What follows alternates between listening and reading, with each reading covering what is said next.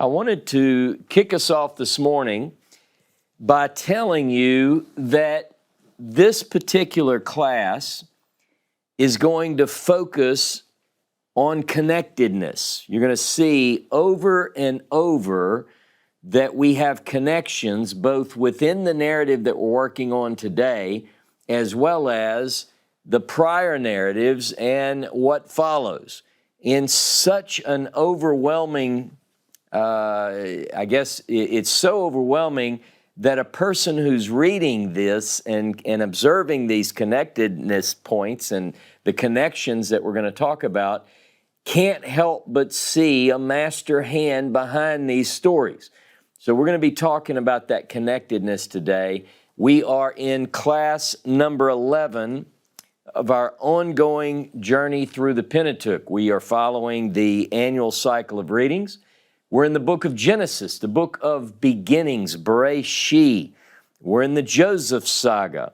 And this Joseph story, the series of stories that are woven together into this Joseph Saga, run from Genesis chapter 37, verse 1, all the way to the end of the book, to the end of chapter 50. This entire section that we're now in, we're focusing on Joseph. We talk about other characters, we talk about other people, but it is generally in their relation to and their interactions with Yosef.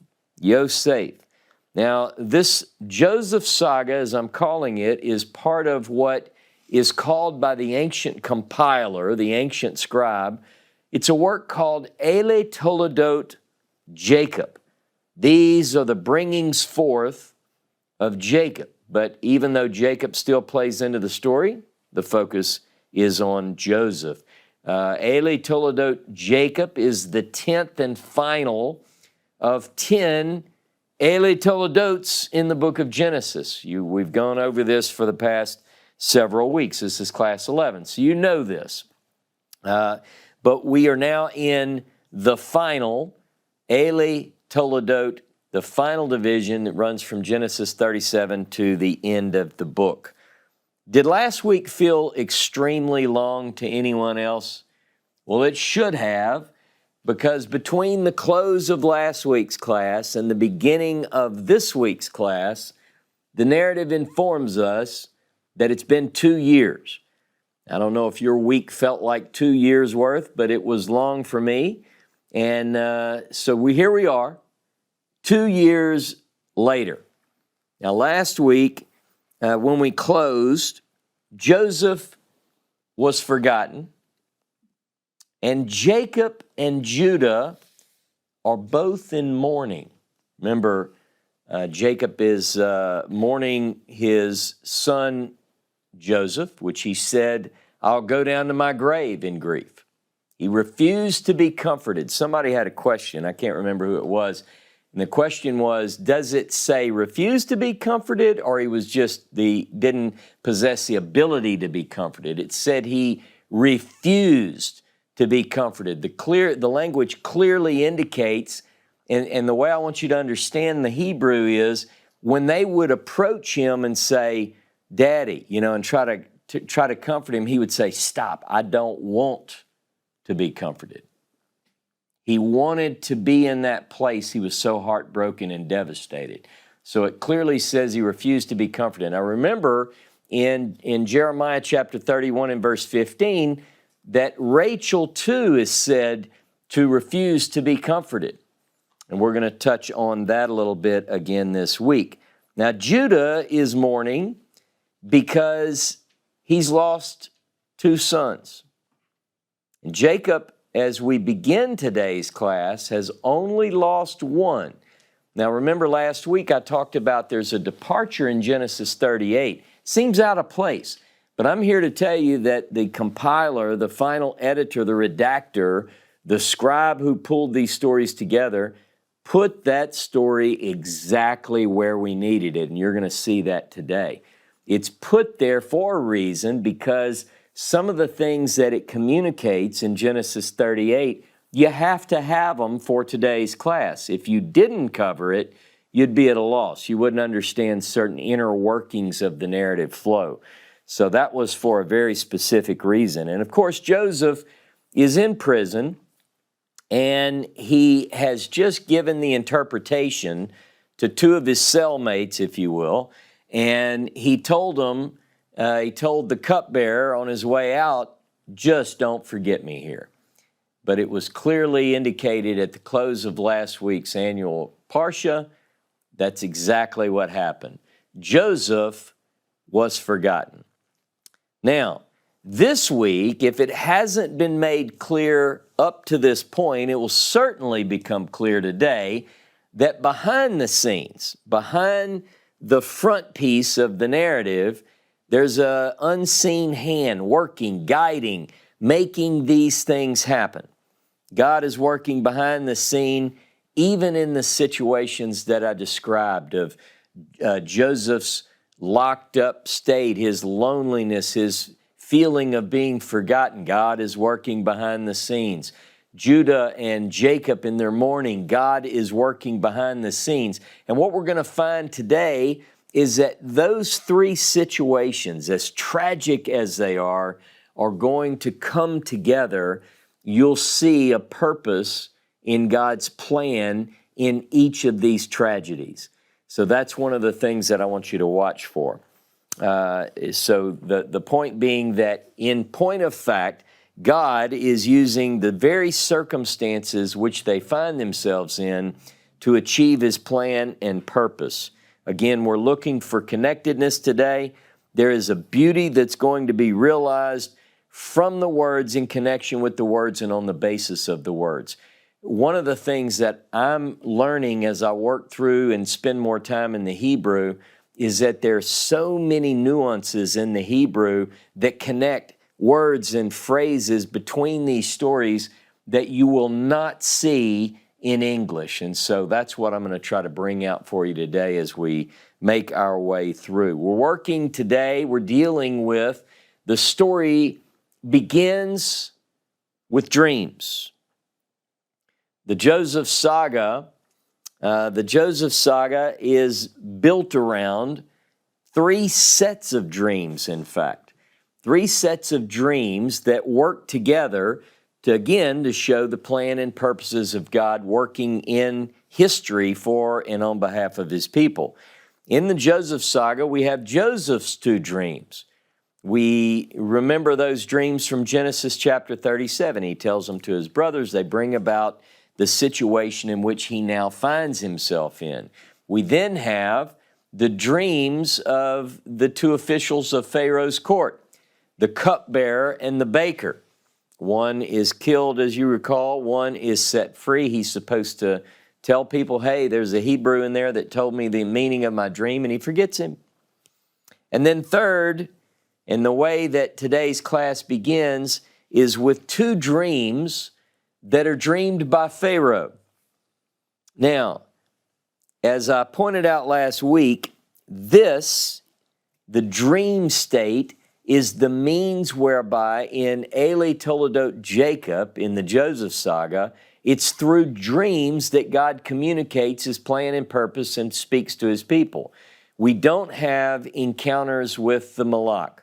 We don't have encounters with God. You won't read in the Joseph Saga, and the Lord appeared unto Joseph in the jail cell. What you're going to find is a different mechanism whereby God communicates with His people, and we'll talk a little bit about dreams today. Dreams are very important in the Joseph Saga, as you know. Joseph, at least according to his brothers who hate him, it's almost that every time you say his brothers, that phrase comes in the initial part of the story. But they refer to him as the Lord of the dreams. Joseph is called by his brother Baal HaChalomot, the Lord of the dreams. And remember in Genesis 37 when the boys are seated and Joseph comes walking up in the beautiful coat that his daddy made him, one of the boys looks to the others and said, "Behold, the Lord of the dreams comes." I like that phrase. Today's class, by the way, is called the Lord of the Land. The Lord of the land, because we get to see a progression we get to see that the Lord of the dreams ultimately becomes the Lord of the land. And I know that you know the story of Joseph, but I hope to share some insights in today's class that you may not have seen. Now, these three pairs of dreams, I discovered this week from close study that the three pairs of dreams are connected in ways that I hadn't noticed before. They're connected in multiple ways. The two dreams of Joseph, we know, of course, that these two dreams basically tell the same story. They speak of Joseph's ultimate exaltation over members of his family. He relates these dreams and causes himself some problems, but ultimately it's going to lead to something quite beneficial for all involved. When he tells the dreams, all the others see is the fact that he's telling them, I'll be exalted, and they look at it in that sense, and that's all they see. They don't see at the time, nor could they know, nor I think did Joseph know, that ultimately his exaltation would be bringing life to all those who bowed down to him, if you will. Now, the officials' dreams. The officials of Pharaoh's dreams are connected through a play on words, which I brought up last week. It's a word, it's a phrase in the Hebrew, and in most translations, it says to lift the head. You know, for one of those, the word play turned out favorable. His head was lifted, meaning he would be restored. The other one, not so well. His head was lifted as well. Same words, totally different result. Not so good. Now, Pharaoh's dreams are connected to each other. Both dreams, though different details are used, different details are conveyed, what we have is that both tell the same thing, similar to Joseph's dreams. Both of those dreams, a little bit different detail, they tell the same story. In Pharaoh's dreams, which we're going to talk about this morning first thing, you'll notice that they too. Now, beyond that, Pharaoh's dreams and the dreams of the two that were in the prison, their dreams are connected in this way. Both of their sets of dreams, one has good and ill, just like Pharaoh's dreams, good and ill. And I'm bringing these points out because they're there in the Hebrew. You have the sickly cows and the healthy cows. You have the skinny wheat. You have the healthy wheat. So when you think about that, and then you compare that to the good and ill of the two boys in prison, you see that connectedness there. Now, there's another one that, if that weren't enough, I thought about this. I know you've considered this as well. Joseph's dream, one of his dreams, one of the versions of his exaltation dream, has to do with sheaves of grain. And so does one of the dreams of Pharaoh. Now, all of these dreams are connected to each other in that they're all relaying a part of God's plan and purpose, which we're following along as we work through the Pentateuch. So beyond the connections between the other, individual prayers, as well as within these three sets of prayers, all of these are presented as coming from God. They're divine in their origin, and they're going to work together, as we'll see. It's also worth pointing out that in the patriarchal narratives and into Eli Toledot Jacob, we do have a repetition of this 7-year cycles. Now, this is a little bit more distant in terms of connectedness, but I wanted to bring it up. You know, when you think about the cycle of 7 years in Pharaoh's dreams, he has 2 sets of 7 years. Remember where we're going to talk about the plenty and the time of famine. Ultimately, the total would be 14 years. You can't help but think of how these 14 years turn out to be the working time of Joseph. Joseph is going to implement a 14-year plan that moves us closer to the fulfillment of God's plan and purpose. Think back to Jacob. Jacob, too, works 14 years. And he secures through that 14-year effort 2 women who ultimately work towards the ultimate plan and purposes for God's plan. Go with me this morning, having set the stage a little bit in terms of dreams. Go with me to the book of Genesis, chapter 41 and verse 1. This is the beginning of the Parsha. And it came to pass at the end of 2 full years that Pharaoh dreamed. Behold, he stood by the river. And behold, there came up out of the river 7 kine, well-favored and fat-fleshed, and they fed in the reed grass. And behold, 7 other kine came up after them out of the river, ill-favored and lean-fleshed, and stood up by the other kine upon the brink of the river. And the ill-favored and lean-fleshed kine did eat up the 7 well-favored and fat kine. So Pharaoh awoke, and he slept and dreamed a second time. And behold, 7 ears of grain came up upon one stalk, rank and good. And behold, 7 ears, thin and blasted with the east wind, sprung up after them. And the thin ears swallowed up the 7 rank and full ears. And Pharaoh awoke, and behold, it was a dream. And the wise men are unable to interpret Pharaoh's dream. And what this sets stage for is something which will be repeated in the biblical text later. Remember in Daniel chapter 2, the story is very similar to what we read in Genesis 41. You have a foreign ruler who has a dream. He presents the dream to those who are supposed to be able to give him the meaning, and they're unable. And in that dream, in Daniel chapter 2, we also happen to have in prison a boy, or in the area happens to be a Hebrew who can interpret the meaning. The Hebrew is given the meaning, and then ultimately the Hebrew is exalted. Now, I think that this is intentional, and I think it's very interesting, and I think we have other examples of that.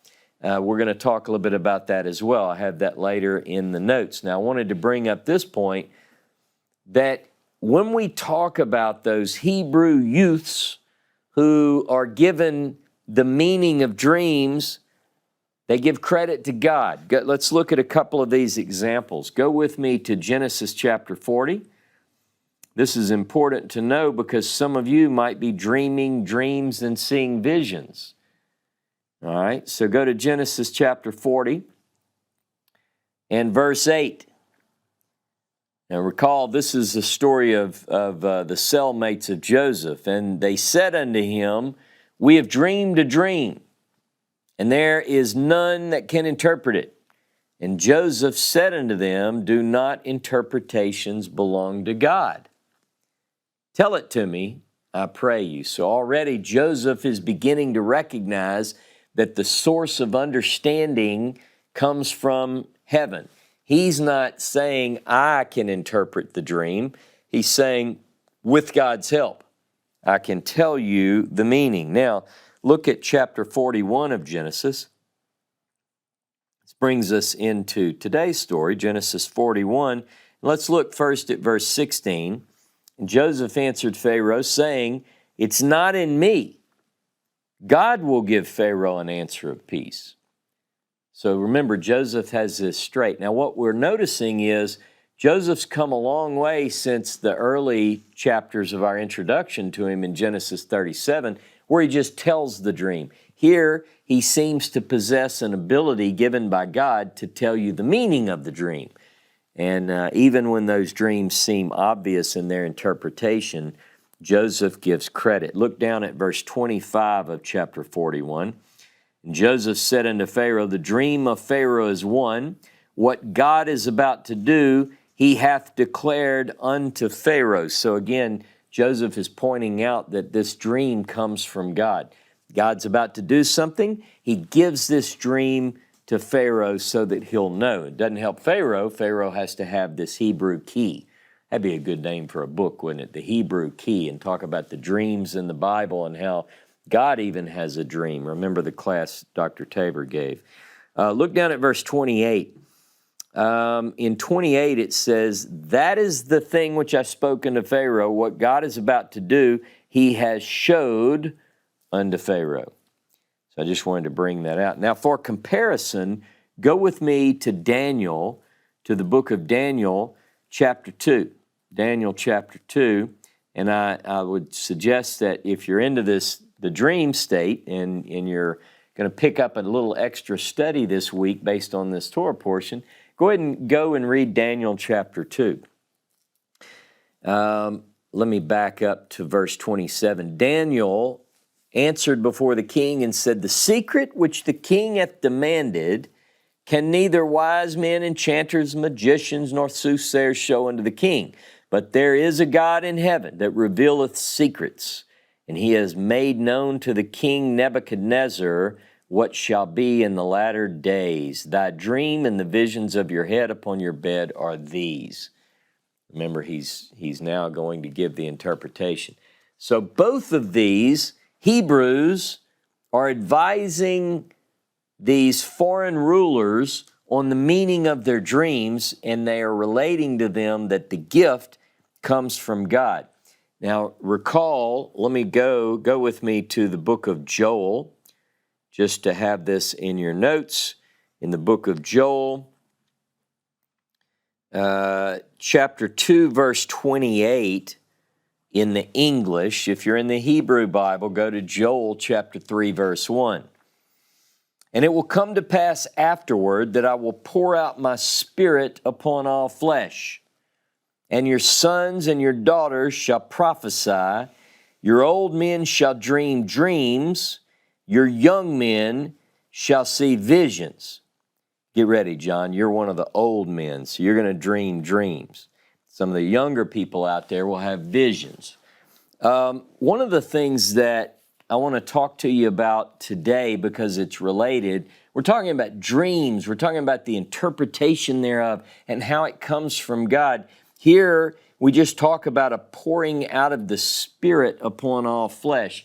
One of the things I'm going to talk to you today about in this Pentateuch class is the indwelling presence of the Holy Spirit. This is a full gospel Torah teaching today. So get ready, because I want to share with you some things, insights that I wish that people knew who are involved in other understandings of the movement of the Spirit. Because I think that a lot of times people who enter into this world of the Hebrew Bible, perhaps they come from another background or something, they leave that spiritual element aside. They get into an intellectual exercise. Look, if this is only an intellectual exercise at you, you're missing something quite incredible, because the Bible talks about this indwelling presence. So we're going to talk a little bit about that. All right. Now, as far as the flow of the narrative, one of the things that's important is that when the Pharaoh tells the dream and all the wise men and magicians and so forth can't give the meaning, the cupbearer says, whoops, I forgot about Joseph. And so in chapter 41 and verse 9, he tells the story about how he was a prisoner. And in the prison with him just happened to be this Hebrew who could tell the meaning. So the word gets to Pharaoh.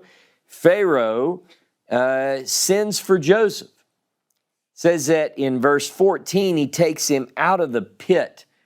Now, I just want to make an observation here. I'm talking about connectedness. When you think of Joseph, there are times in Joseph's life where he finds himself in a pit. The same Hebrew word is used. So when he's in dire straits, if you will, when Joseph is in low times of his life, our editor, our writer, our scribe uses the same word almost exclusively. He finds himself in a pit in 41:14. That's not the first time Joseph's been in a pit. The same word is used in chapter 37, verse 20, verse 22, verse 24, verse 28, all of which describe Joseph's bad place at the time as being in a pit. And oh, by the way, in chapter 40 and verse 15, he's in a pit there as well. Now, a lot of times you'll find that they translate the word differently in English translation. Is he in a cell? Is he in this? In Hebrew, it's always the same. So do a study on that, and you'll begin to see that what the writer is doing is saying, Joseph's in a pit. Joseph's in a pit. Joseph's back in the pit. Remember, Joseph's story is one of riches to rags, to riches to rags, to riches. You follow the pattern. You're going to see patterns all through this. Now, also, look at verse 14 with me, Genesis 41. Then Pharaoh sent and called Joseph, and they brought him hastily out of the dungeon pit, and he shaved himself and changed his raiment, is the ASV, and came in unto Pharaoh. He changed his garment. Now, what is significant about this is that, as I pointed out last week, the story of Joseph, the scribe, also, when he's in the low places of life, he's in a pit, and it's always related. Every story about Joseph, I want you to imagine, like I said in the previous class, it's like a play being acted out before us. Joseph changes a garment. By the way, I got all your notes. Everybody said, oh, you didn't see the Technicolor code or whatever, so I said, okay, I'll watch it. I always get in trouble. I never take a break and just watch things, so evidently somebody's beat me to it. We'll see how good it is. But he changes his garment, and he goes out. Now, Pharaoh tells Joseph the dream, verses 15 through 24. I'm not going to read the entire thing. And he is told by Joseph that the dreams relate the same story in their meaning. You have ears and cows, and both of these are telling the same story. I just had a thought, ears and steers, but I think steers, I'm not a cowboy, so steers are taken care of where they can't breed, and they're just used for meat. So I don't think that's what it is. But it would be a catchy title. I just use it for the rhyming effect. But ears of grain and cattle. Go with me to verse 32, chapter 41 and verse 32. Sometimes I just say something that hits my mind. I need to bridle myself. And for that, the dream was doubled unto Pharaoh. It's because the thing is established by God, and God will shortly bring it to pass. So one of the things that we learn here, I think is an important point, is that when a dream comes consecutively, it's doubled, it's repeated, according to Joseph, and Joseph ought to know because he is the Baal HaChalamot. He's the Lord of the dreams. And what he tells us is that if a dream is doubled, it means a couple of things. It's going to be quick in its fulfillment, and it's from God. Everybody see that? Now, what Joseph begins to do then is he lays out a plan. Now, the question in the reader's mind is, does Joseph have himself in line for this position? Does he know that he's going to be selected? I think he does. I mean, he lays out a resume that only he can fit. He describes this person, and I want to look at that. So go with me, and let's see. Let's read this part closely. Once he lays out the plan, chapter 41, verse 37, the thing was good in the eyes of Pharaoh and the eyes of all his servants. And Pharaoh said unto his servants, can we find such a one as this, a man in whom the Spirit of God is. Now, in Hebrew, Ruach Elohim. Ruach Elohim. Now, you're going to see shortly that Joseph actually sort of laid this resume out. You know, you have to appoint someone who has these abilities that can help you get through this thing. And then Pharaoh recognizes, look at verse 33. This is Joseph laying out who's going to be the person for this job. Now, therefore, let Pharaoh look out a man, the English says, discreet and wise, and set him over the land of Egypt. Discreet and wise. In Hebrew, understanding and wise. So then when you go down in verse 38, and Pharaoh says, can we find such a one of this, a man in whom the Spirit of God is? Ruach Elohim. Ruach Elohim occurs 16 times in the Hebrew Bible. And one of the clues that we have here is that such a one will be discreet and wise, understanding and possessing wisdom. Now, you're going to be surprised to learn exactly what that indicates to it, because as it turns out, these qualities are traits, understanding and wisdom, are connected to the indwelling of God's Spirit. They are two of three components that are described in biblical text: binah, understanding, and chokhmah, wisdom. Understanding and wisdom are two of three elements that make up the evidence which indicates the indwelling presence of God's Holy Spirit, at least according to the Pentateuch. I'll give you a couple of examples. Go with me to the book of Exodus, Exodus chapter 31 and verse 3. We could back up to verse 1. Jehovah spake unto Moses, saying, See, I have called by name Bezalel, the son of Uri, the son of Hur, of the tribe of Judah, and I have filled him with the Spirit of God. Filled him with the Spirit of God. By the way, you know what the Hebrew says there? And I have filled him with the Spirit of God. In wisdom and in understanding and in knowledge and in all matter of workmanship, etc., etc.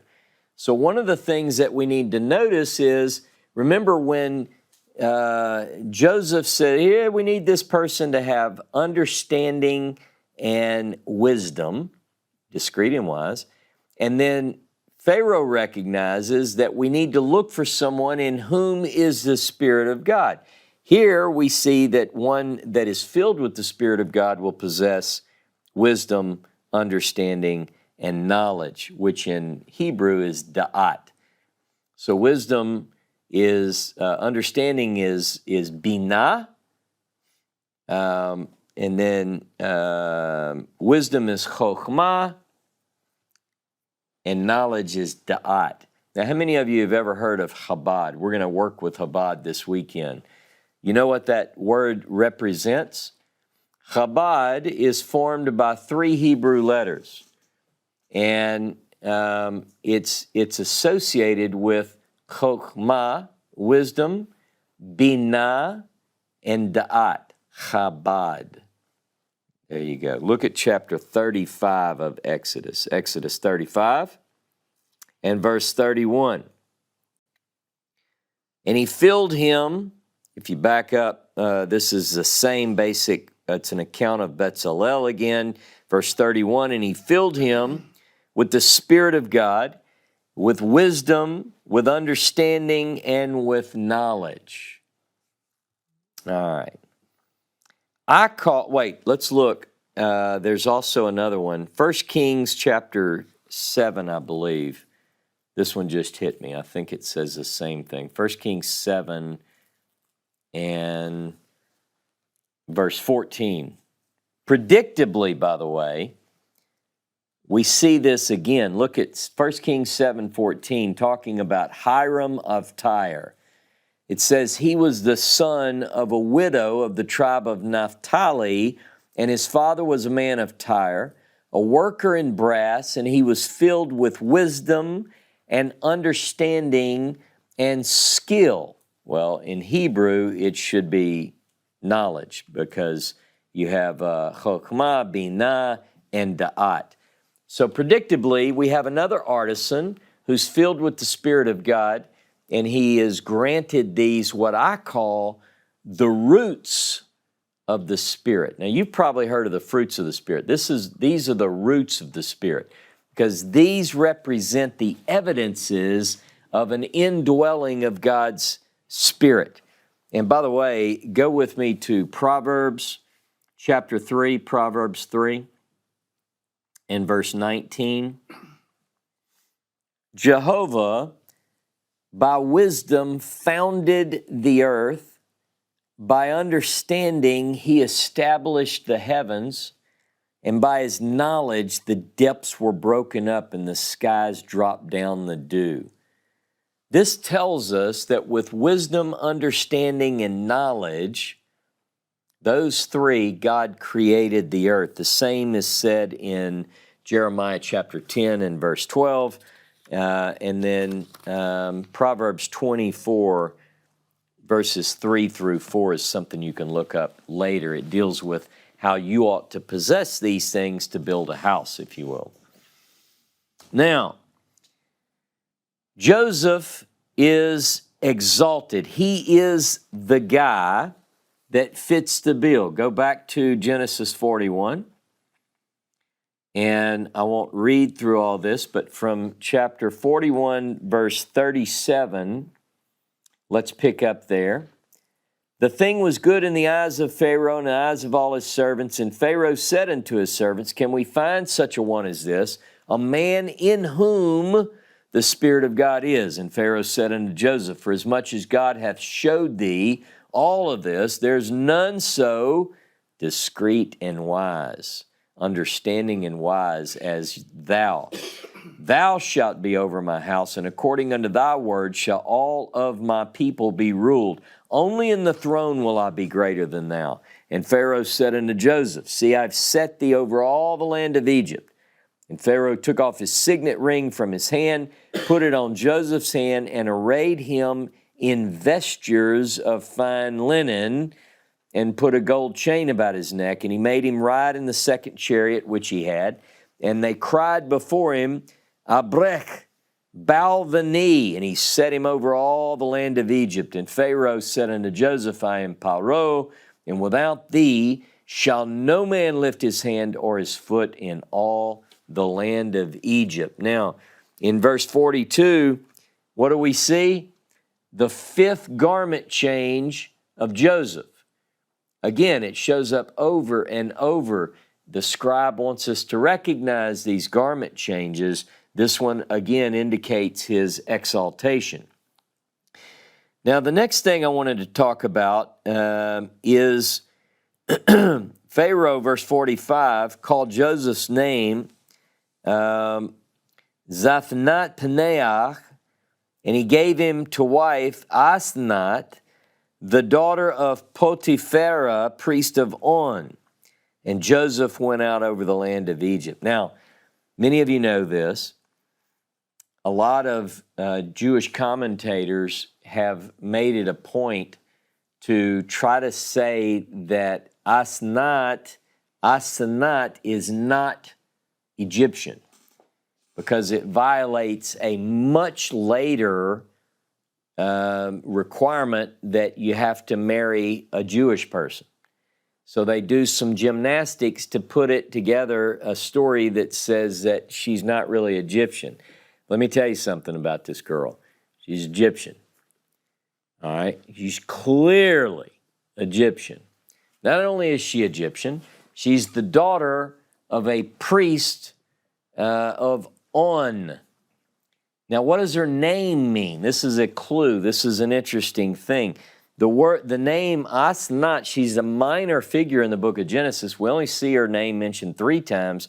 Genesis 41, verse 45 and verse 50, and then in chapter 46 and verse 20. We never hear anything else about her. Now, I'm interested in the biblical and historical.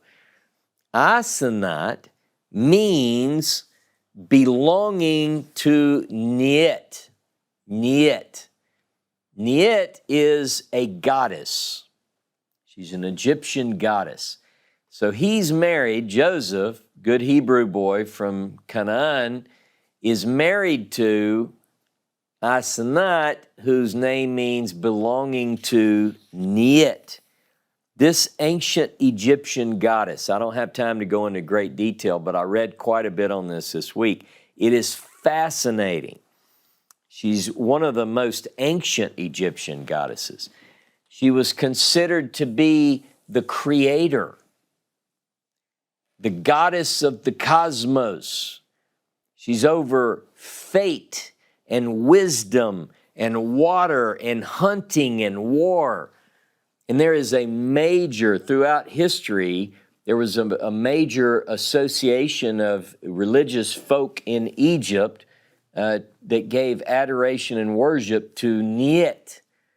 Now, one of the main points, the chief areas of worship is in this area of the Nile Delta. It's called Lower Egypt. Someone corrected our map the other day. I appreciated that. You know, a lot of times you look at the map and it said Upper Egypt in that Nile Delta. Why do they say that? Because it's at the top.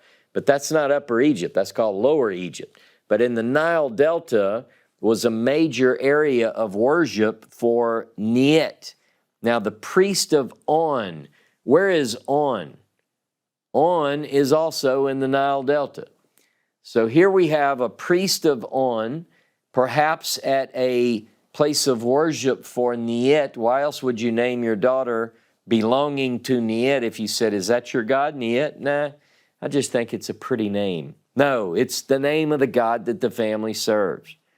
Now, this particular girl is given to Joseph, and it is through her that two boys are born. We'll get into that. Oh, also, the Niet is associated with archery. Now, because we're talking about the Joseph story, and this archery is a common theme I found in the academic papers I read this week, look with me at Genesis 49, and I just want to hold this in my notes until we get to this when I can further explore it. But chapter 49, verse 23, please. The archers have sorely grieved him and shot at him and persecuted him.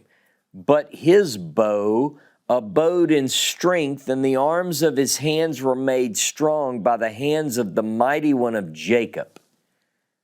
Now, why is it that Jacob is talking about Joseph in terms of archery and his steadfast faith in the mighty one of Jacob? I don't know. We'll get to that. But I wanted to bring it up at this point. So this Egyptian woman, named for an Egyptian goddess, whose father was an Egyptian priest in an Egyptian religion in a place where Niet is worshipped, with her, he has two sons. His two sons are named Manasseh and Ephraim. Go with me to Genesis 41. Genesis 41 and verse 50. 41:50. And unto Joseph were born two sons before the year of famine came. All right?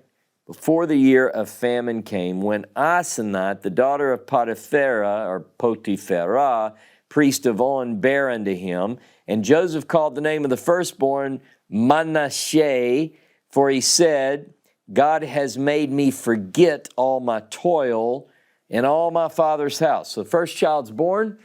He names the child Manasseh, which is related in Hebrew to the word that means to forget. It's a play. Now, the fact that you name your child, I have forgotten all my toil and my father's house, means what? You haven't forgotten all your toil and your father's house. It's a hopeful designation. It's a name that says, I hope that this child helps me to forget. I'm established here. I have a family. I have a beautiful pagan Egyptian woman. A lot of eye makeup. And I don't have to think about going back to Canaan. Now look, verse 52, in the name of the second called he Ephraim, for God hath made me fruitful in the land of my affliction. So he's got these two boys. He's between the age of 30 and 37, closer to 37 when his sons are born. How do we know this? Well, we know that the story begins today. It's been 2 years. We know that he's about 30 years old when these events take place, and then, it's been a few, so he has them around 37. Now, in chapter 42, it's starting to get into the connectedness I want to share with you really in today's class. Jacob saw that there's grain in Egypt. Commentators point this out all the time. How does he see it? Well, verses 1 and 2 says he saw it and he heard it. So he hears that there's food in Egypt, and he sends the boys. Now, he doesn't send Benjamin, but he sends the other 10. He sends them to go get grain. And as in the dream, though not in its fullness, 10 brothers in chapter 42 bow down before Joseph. They don't know who he is. Remember, he's had this dream in chapter 37, verse 7, verse 9, and verse 10, that the family's going to bow down to him. Well, this isn't everybody. It's only 10 of them, but the 10 do bow down. That first dream in chapter 37, where he talks about the sheaves and the wheat, there's no number given as to how many bow down. I do want to make a correction to last week's class. Timothy Thompson brought this up in a discussion with me because I said, how do we know that Benjamin is born at a certain time? And I got into that question because I was looking at some depth of the text.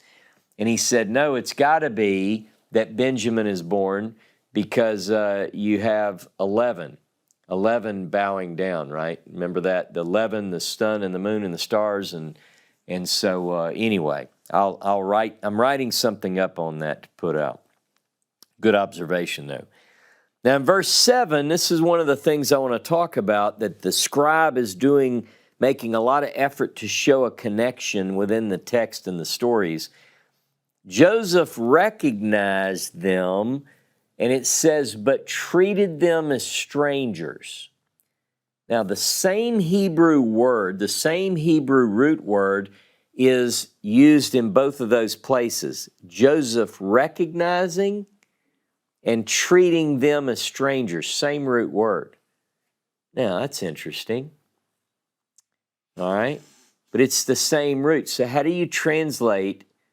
Obviously, if I look at it in English and I say, Joseph recognized them, but treated them as strangers, would you have any idea that the underlying Hebrew is the same? I certainly wouldn't. Let me read this in this translation and see what it says.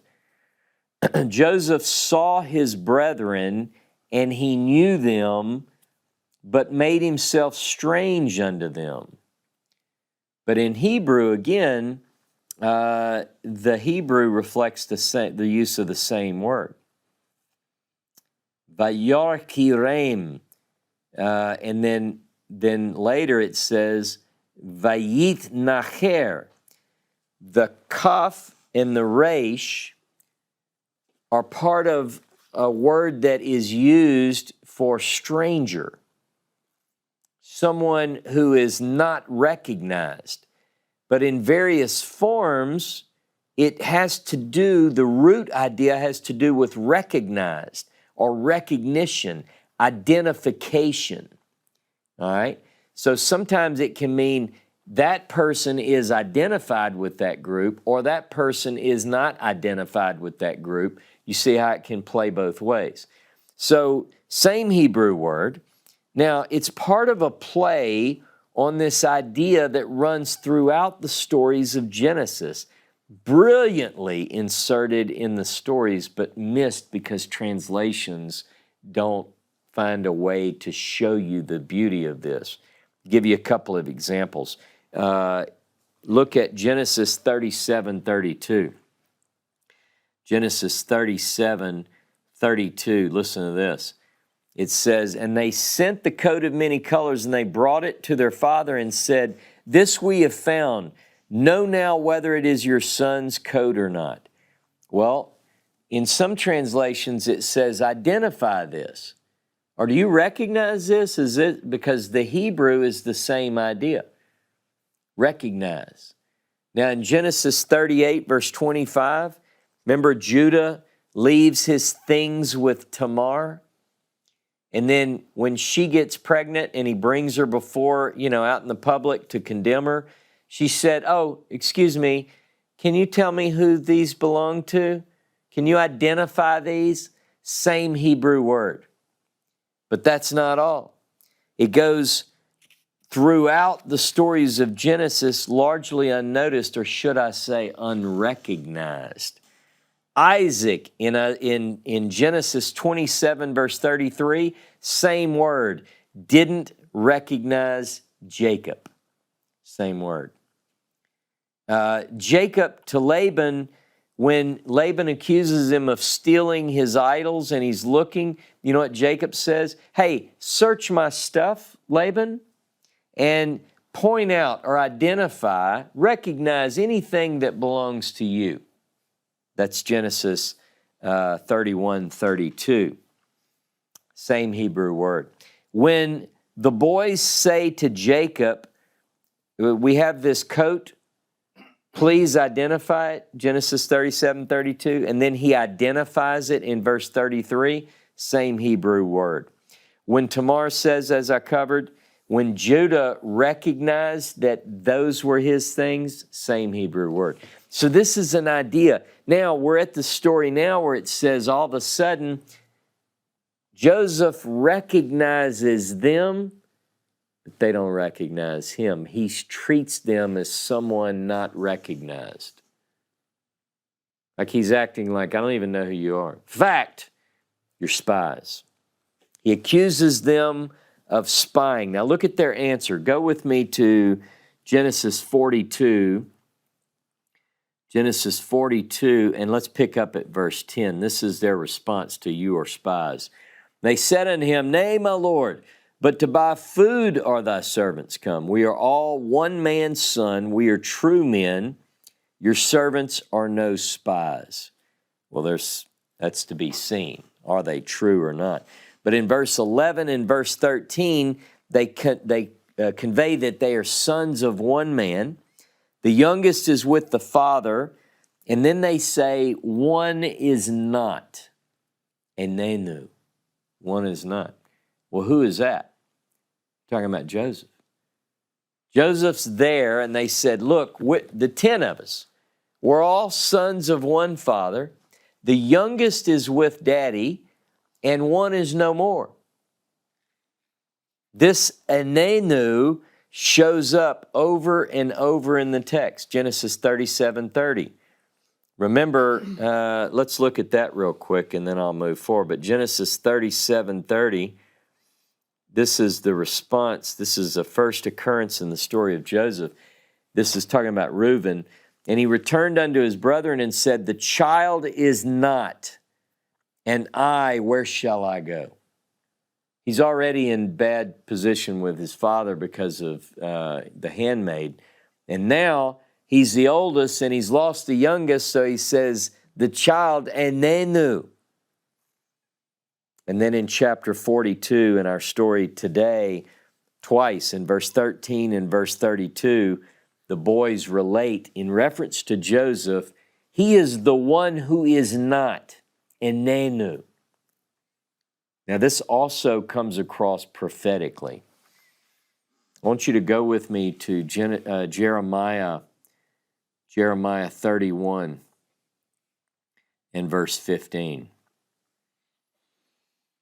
"Thus says Jehovah, a voice is heard in Ramah, lamentation and bitter weeping, Rachel weeping for her children, she refuses to be comforted for her children because they are not. Now, the Hebrew doesn't say they are not. It says he is not. Enenu. Enenu. Because he is not. That's the third person masculine singular there. Now, who is the he? Rachel is weeping for her sons, and you have to wonder, how is it that this becomes the singular here? Because in both places where it says weeping over her sons and refused to be comforted, those are in the plural construct. And then at the end it says, because he is not. Who is the he? That's for a later class. Okay, now it's lesson time. Joseph needs to put the boys through a test. Remember these ideas as we get into this over this class, the closure of this class, and the beginning of the next few. The punishment has to fit the crime. They have to reap what they sow. It's sort of the hair of the dog that bit you idea. What we're going to find is that the thing is played out with brilliance, and we have to see the connection between the actions of Joseph to the brothers and their actions in the affair that led to this particular place. So at first he proposes in verse 16 that he's going to send one of them to go get the youngest, right? That's the way it's presented. And then in verse 17, all of the boys are put into custody. Now Joseph has tasted imprisonment, and now it's as if those that were responsible for his time, they're now in prison, sort of a reap what you sow. Now, in verse 18, it says, do this and live.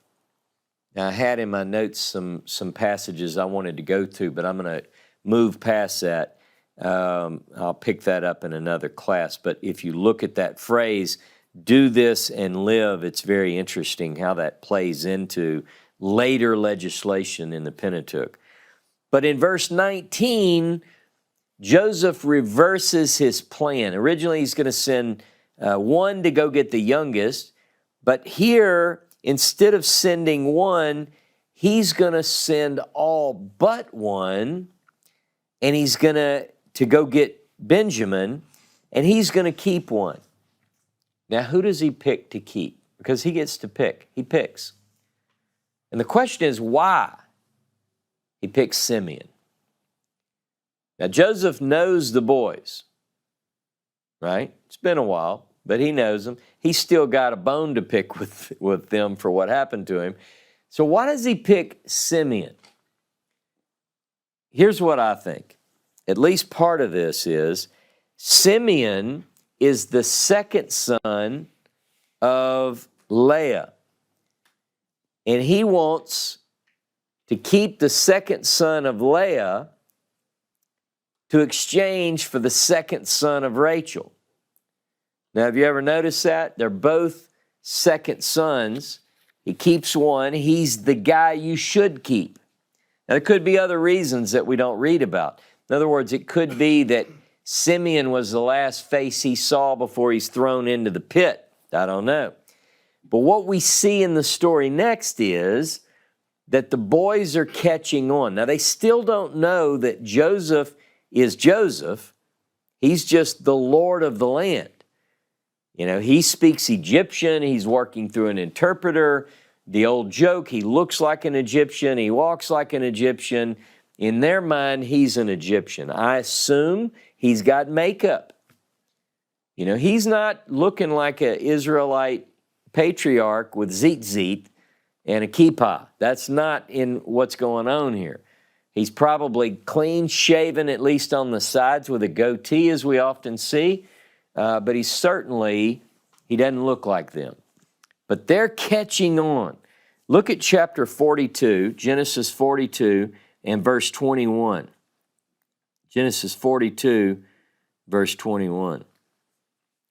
And it says, they said to one another, we are verily guilty concerning our brother. in that we saw the distress of his soul. Now, when I read this, it gets me. Because we didn't get that in the story of when they threw him into the pit. But when I read the words here, they saw the distress. They saw a terrified boy. And we were verily guilty concerning our brother, in that we saw the distress of his soul when he besought us. You can imagine young Joseph is, please, guys, please, don't do this, don't do this. And they did it anyway. And we would not hear. Therefore is this distress come upon us. And Reuben answered them, saying, didn't I tell you, don't sin against the child, and you wouldn't hear? Therefore also, behold, his blood is required. And by the way, in the Hebrew, I don't like that translation. Behold, also it says, v'gam damo, and also his blood, behold, is seeking. I get the impression from the Hebrew, this is my understanding, that Reuben says, his blood is coming after us. That's what it means. It doesn't mean his blood is required. What is that? His blood, the word is darosh. His blood is seeking. It's like it's chasing us down. Now Joseph, verse 23, overhears this.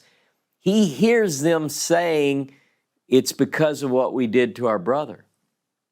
And he has to turn away and weep. But you know what? He's able to get the composure back. He's not done yet. Now we got the story of the sacks and the money. They get ready to leave. Simeon is in the slammer. They have him locked up. He's bound. The other boys go back, and along the way, they realize that their money's been put back in the sack. And when they get home, they begin to tell Jacob about the events. Jacob says the following. Look at chapter 42, Genesis 42 and verse 36. And Jacob their father said unto them, me have ye bereaved of my children, Joseph is not, and Simeon is not, and you'll take Benjamin away? All these things are against me. So they've just presented the plan. Look, the man of the land said that we have to take Benjamin there, and Jacob he cannot believe, this is me, and when I read it, I think this, he can't believe how stupid these boys are. How could you possibly think that I'm going to let you take another one of my boys? Joseph is dead, Simeon is no more, and I'm going to give you another? I think he's literally at wit's end with these guys. I mean, this is the way I read it. Reuben offers, look, you got to trust me on this one, Dad. If this doesn't work, basically, now I don't think Jacob wants to hear a dadgum thing that Reuben has to offer, and he ignores him. He refuses to go with that plan. And then Jacob refuses to address the issue. They said, we can't get any more wheat, and you can't have your son back until we bring Benjamin, because he thinks we're lying. We got to bring Benjamin in order to get Simeon back. And Jacob doesn't address it. And I know why. I'll tell you in a minute. But you know what? They get low on wheat. But you see, in his mind, he can't face losing a third son. He can't take that possibility, that chance. As far as he knows, Joseph is dead. Simeon, for all he knows, is dead. And he can't give up a third son. But the only person in the group that can relate is someone who also had lost two sons. See, we wouldn't know this. But Genesis 38 was out of place, we thought. We read the story in 38 as Joseph is on his way to Egypt. We read the story that Judah gets this girl, and he has, he gives one son to this woman and heir, and he dies, and then Onan dies, and then he has Shelah, and he knows that he should give him to this girl, but he doesn't want to give up a third son. So tell me that Judah doesn't know how to relate to his dad. So he goes up to his dad, and he says, Dad, you have to understand. The man said that we have to bring Benjamin. We have to. Now, I picture, in my mind, this conversation takes place away from the other boys. We don't know that he said this, but perhaps he said, I know what you feel. I too lost 2 sons. Now, I told you, I think that I found evidence in the Chronicles and the genealogy that ultimately he did finally give that third son, because remember, Shelah's firstborn is named Er, which indicates that he named the child after the firstborn. So I think Judah probably said, I know what it feels like. The emotion in this story has us just, you ought to be thinking, can you imagine? Only Judah can talk to him. Now look at chapter 43, verse 6 through 8. Israel said, Wherefore dealt ye so ill with me as to tell the man whether you had a brother? And they said, the man asked straightly concerning ourselves and concerning our kindred, saying, Is your father yet alive? Have you another brother? And we told him according to the tenor of these words. Could we in any wise know that he would say, Bring your brother down? I want you to feel the frustration there. The boys said, we didn't volunteer this information. The guy asked us, do you have your dad? Is your dad okay? Do you have another brother? Yes, we have another brother. And then they said, how would we know? He'd say, well, bring him down. You say, well, they have a good point. Jacob is basically saying, why did you divulge that much information? Don't ask, don't tell. If they didn't ask you for it, why would you tell them that? Or is he saying, why did you tell the truth? I mean, because really they told the truth. Or did they?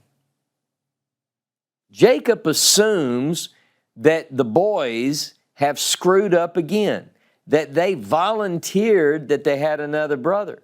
Their side of the story is, the guy asked us pointedly. We're not going to lie to him. So who's telling the truth? Is Jacob right? Does he understand that his boys messed this up by telling, or did the man ask? Well, we can easily go back and look. Have you ever done this? Let's see who's telling the truth here. Is Jacob right? Does he know his boys have screwed up? Look at chapter 42, verse 9. And Joseph remembered the dreams which he dreamed of them, and he said unto them, Your spies, to see the nakedness of the land ye are come. And they said unto him, Nay, my Lord, but to buy food are your servants come. We are all one man's son. We are true men. Your servants are not spies. And he said unto them, Nay, but to see the nakedness of the lands you are come. And they said, Why? We, thy servants, are 12 brothers, the sons of one man in the land of Canaan. And behold, the youngest is this day with our father, and one is not. Now, Joseph knew that they had a younger brother already, truth be known. But they told their dad. Now, imagine, you would tell your dad the same thing probably. He says, why in the world would you tell him about Benjamin? So they come up with a lie.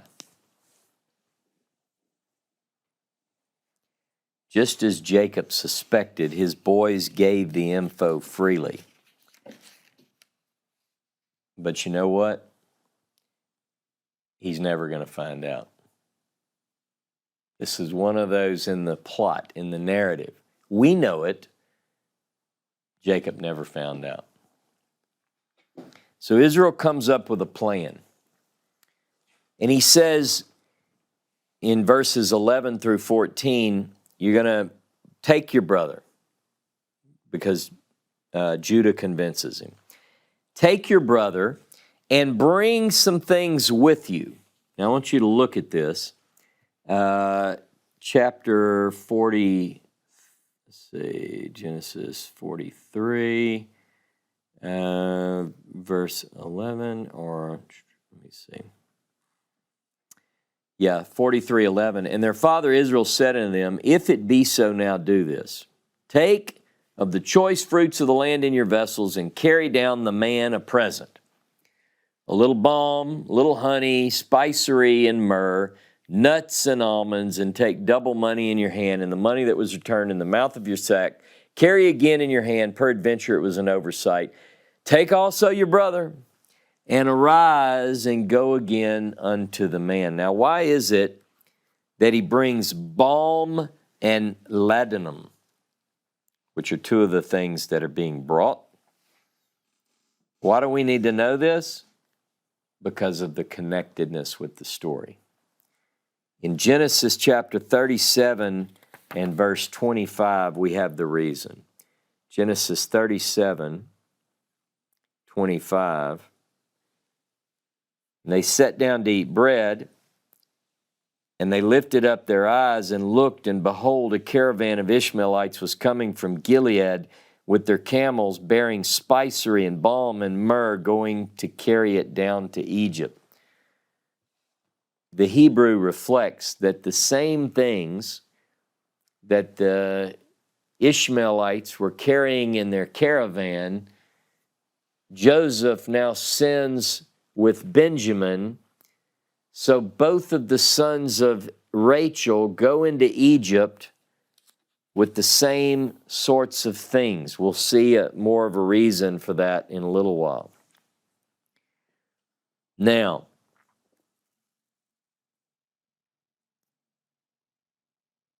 whenever I read these stories and we see these connections, everything about them draws out this interconnectedness. The second son of Rachel finds himself on the way to Egypt. The one over Jacob's house, or Joseph's house, begins to prepare for the meeting. Now the boys are very concerned. What are they concerned about? They're concerned that they had the money in their bags. They think that that's going to get them in trouble beyond any trouble that they've gotten in already. Joseph, when they explained to him, look, when we were leaving last time, we realized we had the money. We have that money and we brought you more. Joseph said, I got your money. You keep that. Your God must have given you that as a gift. So he tells them to keep the money. All of the boys in verse 26 bow down in fulfillment of Joseph's dream. So look at Genesis 43, verse 26. And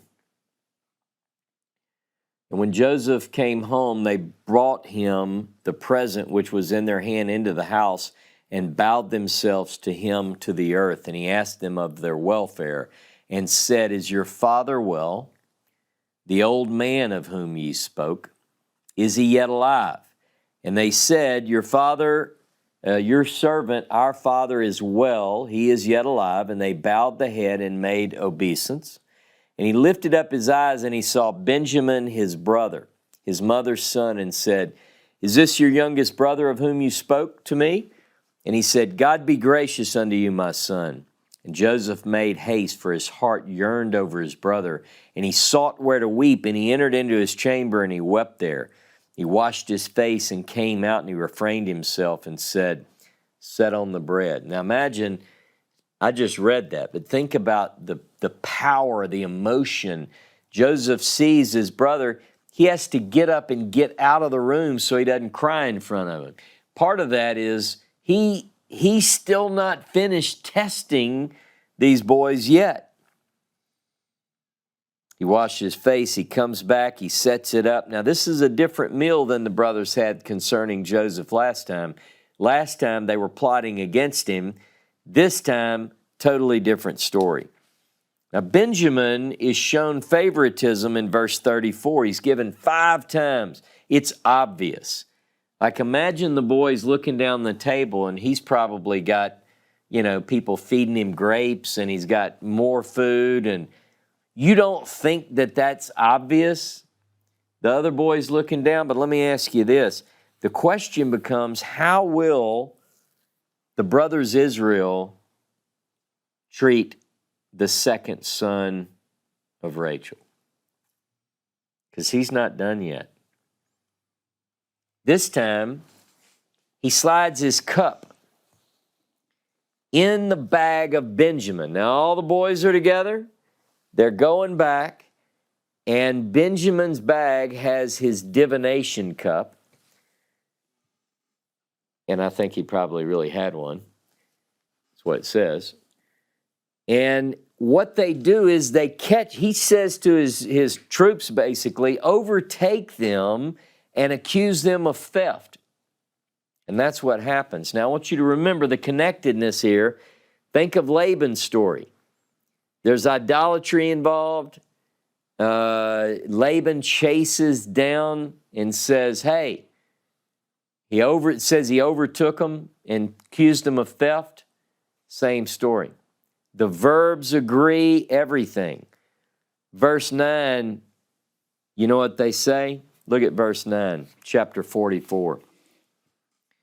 See if you see a connection here. Chapter 44, verse 9. With whomsoever of your servants it be found, let him die, and we also will be my Lord's slaves or bondmen. Remember what Jacob says to Laban? Whoever you find the idol with, they'll die. Same story. I mean, it's the same details.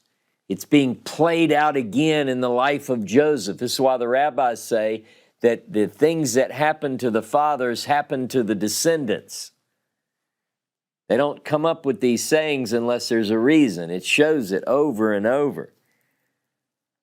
That's Genesis 31:32, where Jacob says that to Laban.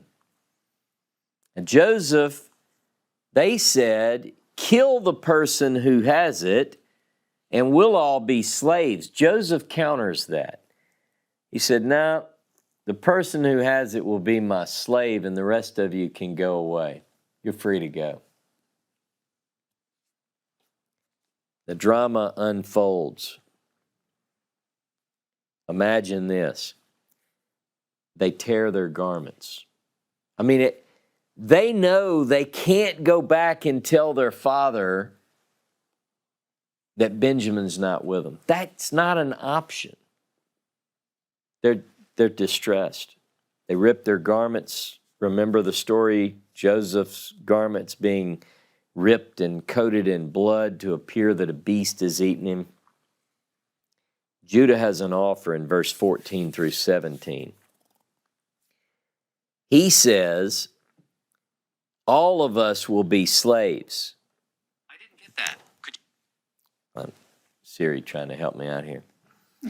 All of the boys will be servants. Remember his plan for Joseph when they were talking about killing him in Genesis 37, verse 26 and 27. Judah's plan at that time was, let's not kill him. Let's just sell him into slavery. Now, Judah offers that they all be put into slavery. You see how the stories are connected? Verse 17, Joseph says, no, just him, whoever's got it. And y'all go back to your father's house in peace. So we're all sitting on the edge of our seat. How is the story going to move forward? And you're saying, well, we all know how the story goes. Well, you still watch the Titanic. You knew that the ship sank, so you have to play along with me. Is Benjamin going to be left in Egypt? Tension is at the highest point. But one thing is on the mind of Judah and the mind of Joseph. One person. They're thinking about the same person. It's the same person each of them are totally thinking of. And I can prove who that is, but I'm not going to do it today. Join me next week and I'll tell you what was on the mind of on Joseph's mind and on Judah's mind. Shabbat Shalom, Shavua Tov. Have a beautiful week. See you next Saturday.